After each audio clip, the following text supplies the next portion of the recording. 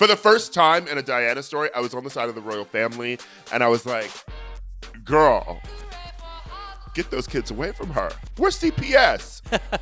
Welcome to Keep It, Cricket Media's show about pop culture and politics and what happens when they smack into each other at an alarming speed. I'm your host, Ira Madison III, a television writer and Fall Out Boy fan. I'm Louis Fertel. I'm a TV writer and Jane Fonda historian. And I'm Aida Osman. I'm a TV writer and alleged comedian. Let's get into it. And we're back with our favorite segment of the episode. It is Keep It. Louis wants to fight with me this week. Right. Is what he wants. It's weird that I'm going first because it's going to be the longest fight, I think.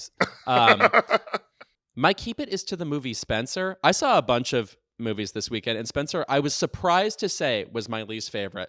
But here's my problem with this movie. I think it has no additional ideas about Princess Diana.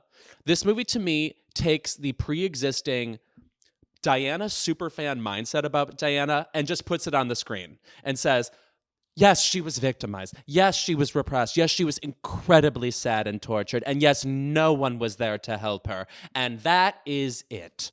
I think the movie Candle in the Wind is more nuanced. I think it's a movie that wants to, okay, I'll say this.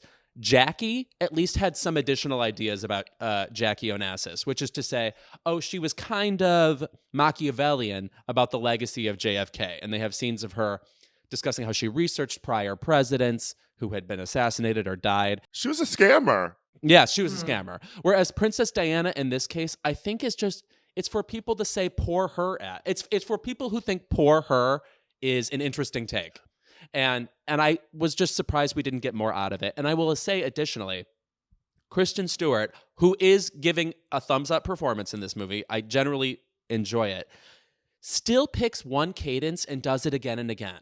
I felt like we're kind of grading on a curve with her because we sort of underestimate or we don't trust her ability to morph seamlessly into roles that are unlike Kristen Stewart. That said, she picked one sad way of saying things and then did it again and again. And the script doesn't demand much more, So I can't say I love the performance, even though it's one of her better performances. Wow. I don't know what you're talking about, loca. You love this movie, don't you? He's engaged. I adore this movie. I think that there's so much more going on than the Diana fanatics, the Dianetics, is what I call Diana fans. First of all, I love that it's like a ghost story. I love that it's more loose and more emotionally told than Jackie, which was so told with such precision. This feels, like, is the movie really happening? There's so much going on with her mind. But also, I'm surprised that you think that it doesn't offer anything else beyond just like she was a victim. She was, hurt. She was put upon. Because my takeaway from the movie is that it says that Diana, yes, is all of these things, but also she needed some help. And also that she was dangerous. And I thought the story was also saying that, like, she actually was kind of mentally ill. And, like, there was no real help or diagnosis that she was given, and that she actually, like, the royal family might have kind of been right. That bothered me about that, specifically the royal family, is they didn't bother humanizing them either. It was like, they're the enemy, Diana's the human, the wounded human, and nobody is understanding her true inner strength or inner thing that we all love about Diana, that we all congratulate ourselves for understanding and accepting and loving. And I thought the mental illness angle was just another version of poor her. I was terrified for the kids in the film. And so I was actually on the side of the royal family in the film. Wow. To be honest, for the first time in a Diana story, I was on the side of the royal family, and I was like, girl, get those kids away from her. Where's CPS? I just want to say I haven't seen it, but I did see the first 4 minutes of the Diana musical on Netflix. It's as much as I could take physically and emotionally. And it was one of the worst, most horrific things I've ever seen. And actually, Dan, who co-hosts my podcast with me, Midnight Snack, was like, let's go see Last Night in New York. He goes, let's go see the Diana musical. I'm like, there's no way. There's so much Diana porn going on right now. It's weird that we're in this weird year where that's what everyone's glommed onto. I wonder if it's the Meghan Markle effect, like why all of a sudden everyone's back on Diana. But anyway. I want to see Markle the musical. Okay. Ooh, let's write it. You think you're not going to get that? You're definitely going to get that at some point. So, oh my God, I'll play her dad. I'm born for the role. Just me in a coffee shop reading books with big letters, England. Remember when he was photographed doing that shit? I was like, he is hilarious. Like, this is horrible. I mean, the Act 1 showstopper is silent or silenced. Ooh. I'll play Gayle King's patio furniture. Like, I could tag myself in every scene in the Markle musical. Oh, what am I saying? Of course it would be like Our Town, and Oprah's the stage manager who's like ushering us around their Santa Barbara estate. Her tea house. Michelle, what is your keep it? Okay, so my keep it, which I just came up with right as Lewis said Diana. I was going to say the people of Miami because born and raised here, I'm in Miami right now, and people here need to chill the fuck out. That's just, I'm putting it out there. There's just a Miami vibe that for me overwhelms, but I've decided not to come after my own people because it's just not a good time. So I'm going to say keep it to love it or list it. Now, the reason why I'm saying that is because I messed up the cable in my Airbnb and I can only watch like HGTV Live. It's a really long story, but I can only watch like 3 channels. And so I've been watching a lot of Love It or List It.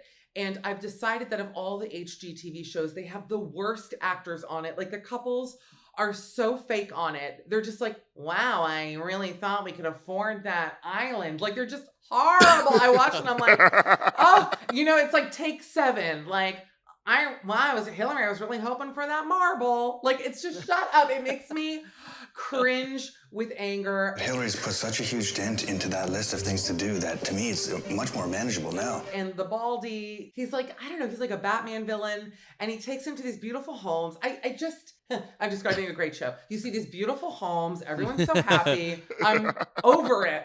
No, it just bothers me. And it's so scripted, like at the end when they say love it or list it, there's no fanfare. Give me something. They just go, we've decided to list it. And then the credits run. I'm like, I spent an hour watching this. I need something like Antiques Roadshow, like, ha ha ha ha ha. When they do the price updates, like, give me a noise. Give me something. So I've had it with Love It or List It. That's my official thing. That's so funny that you say that because recently I was talking about the most staged reality shows ever might be the mid-2000s MTV shows like Next, like the worst actors. Like they didn't even care. They didn't have one like authenticity ambassador on that show who made sure people could act. I shaved up to the knee and I'm going to make it count. Like that's an impression. Like just everybody like what? Like even the housewives are, Laurence Olivier compared to these people. I'll forget it. Like I'm honestly supposed to believe that MTV really raided your home. Right. Kicked open the doors like they were the feds, and they're like, "We're about to search your room," and it's a dating show. And they're always greeted with like, just eek. Like the people are so aware that they're there. They're like, "What is this? A used condom?" All the plants in that show used to make me nuts. Or the guy who's just in his boxer shorts, and they're like, "I don't even have time to put on pants," and they're like, "Let's go." Nonsense. Yeah, but I gross. miss it. Yeah, no, we do. I do. It's time for the reboot. Ira, what's your keep it? My keep it this week has a little nuance in it because I'm not mad at this person in particular, but my keep it goes to Harry Styles being on the cover of every fucking magazine. And he's like Dame Edna now. I know. I have kind of had it. He looks like me from the neck down. Every picture I'm seeing of him, I'm like, you could Photoshop my head. It looks like someone put his head over me. Like we have the same beautiful ankles, broad shoulder. I'm like, this is my body. Okay, continue. I'm of like 2 opinions of this because 1, he looks good and the fashion is on point. I actually disagree with every gay man on Instagram or Twitter who always has to have this opinion that what is this, honey? What's he wearing? I'm like, okay, well, you know what? You take your dirty Converse to Horse Meat Disco and you worry about what your fashion is, baby. Okay, because the looks are actually on point. But my problem is that the fashion industry when it comes to male magazines is so behind the fucking curve. And it's not that like women's magazines and like women's fashion are like that inclusive of like every like shape, body type, or anything different all the time. But men's magazines really, really are not. It's just sort of like, let's put a dress on a twink or a guy with muscles, and that's queer. Let's call it a day.